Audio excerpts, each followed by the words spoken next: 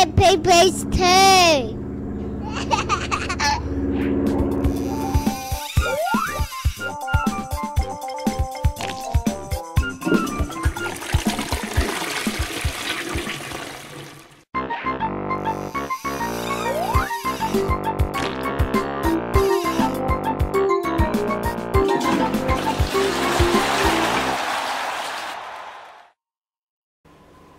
Dad, Yeah? I want to eat my peas or my carrot or my broccoli or any of my vegetables anymore.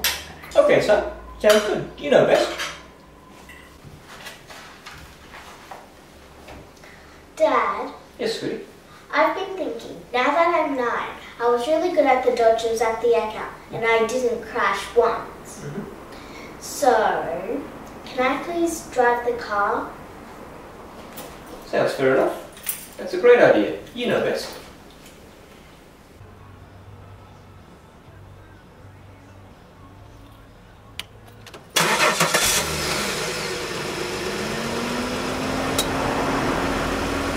Now I know that seems absurd, but sometimes we need to take things to extreme to fully understand where we may be going wrong. Just like you wouldn't stop feeding your child vegetables if they refuse, it's the same with toilet training. Your child has never done this before, so they need to be taught what to do, and therefore they are not the experts in this situation. You are. So in this episode, we'll be helping you know what to do to overcome objections and work with your child to get the best results.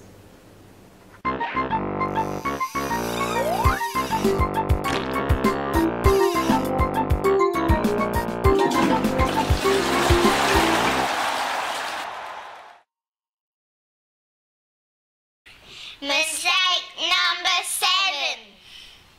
Giving up because of objections. If a child doesn't want to be trained, you should give up. Nonsense. Most parents, when your child starts objecting to toilet training, stop. And yet it's a situation when we think about it, if they objected to eating vegetables, would we stop feeding them vegetables? We need to address toilet training with the same relaxed perspective as we would feeding our child vegetables. If our child refuses one day to eat their broccoli, what we do instead of stopping, we become more clever at it.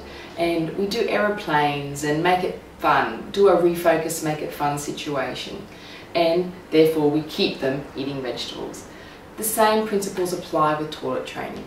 If your child is showing signs of objections, it certainly means that we need to keep proceeding through those, and by knowing your child's personality, understanding your child better, you'll be able to know what sort of refocus, make it fun, would be effective for them. For instance, with regards to a strong-willed child, the carrot for them would be giving them choices. They work best when they're making their own decisions themselves, so subsequently giving them their independence, but obviously still your choices, can make a big difference with regards to working with them.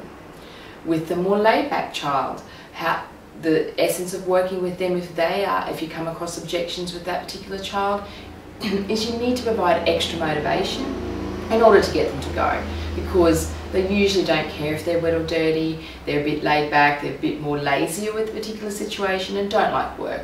So you need to have either something for them to move away from is another good thing to work with that laid back child because of the fact they don't like work. So for instance, getting them to clean up their mess if they're a little bit older, they'll soon decide, I don't want to do this, and therefore start to stay dry and make it fun for them. The more cautious child, you need to provide them information. So give them information, slot them into a routine that will help them move through that objection that you're having, because often they just don't like change. So, and they don't like to proceed unless they know they can do it perfectly. So give them that information and that will help the cautious child proceed. And then the more playful child, the sanguine child, again, Anything that involves work with them they don't like, it needs to be fun.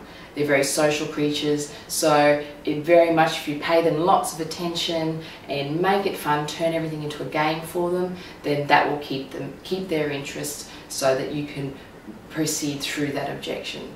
So don't take your child's objections as a reason to stop. It's not doing your child or yourself any good in that particular situation, and in fact it just enforces the bad habit that will be just harder to break later on.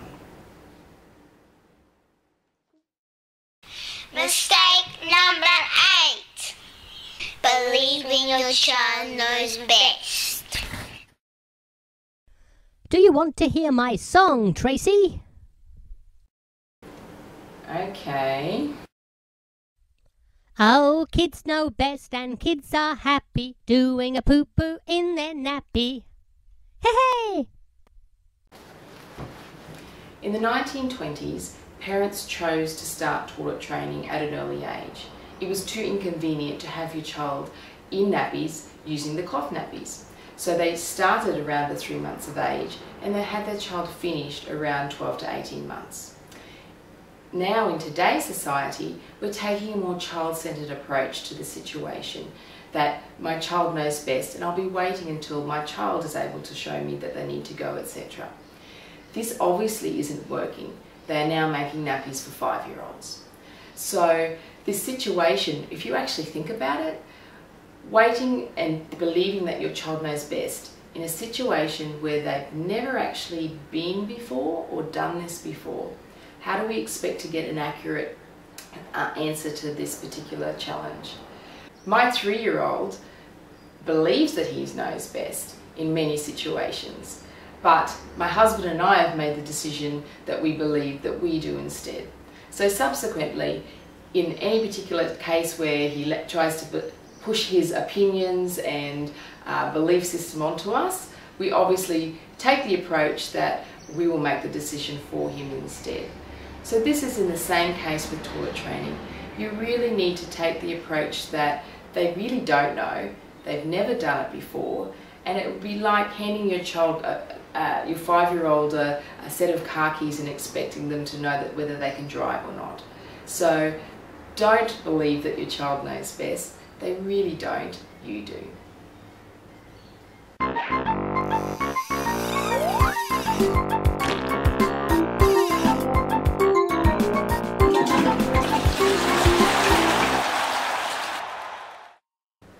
The sponsor for this episode is pottytraining.com.au, and we're giving away 4 Personality Plus for Parents book by Florence Littauer.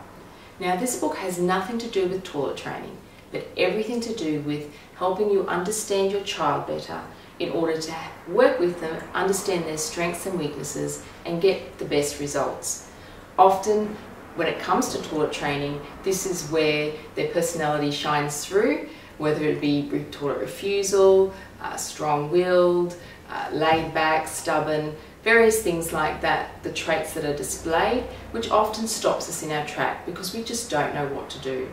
But if we know why our child is doing the things they're doing, then we can solve the problem.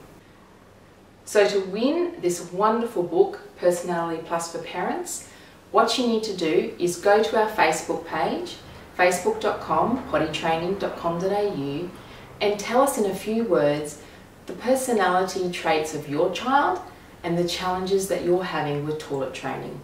And we'll choose 4 of the different personality types, and you will be the winner of this wonderful book.